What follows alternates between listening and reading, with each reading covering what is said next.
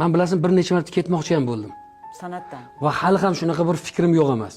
Rostdan shu sohani shundoq chiqib, chunki boshqa zo'r sohalarga ketaymikin degan hozir ham shunaqa o'y bor. Nimaga? Chunki mana shunaqa holat. Chunki o'shalarning bir bo'ligi bo'lish sanam o'sha artist bu ham degan narsa bu qanaqadir bilmayman, ular uchun bu uyatli emasdir, kimlar uchundir bu uyatli degan narsani hisobga olish kerak-da. Eng yomoni bilasizmi, eng dahshatli darajasiga keldik.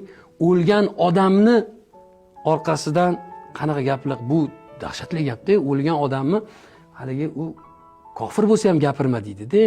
Mumkin emas-ku, o'lgan odam aytadi-yu, o'lgan eshikni borib go'shini yeyveringlar, sizlarga bu halol bo'ldi deydi. Nimaga aytsa, bu o'lgan odam gapirdinglar deydi. O'lgan odam gapirgan odam o'lgan eshikni go'shini yesa bo'ladi-da, darajada.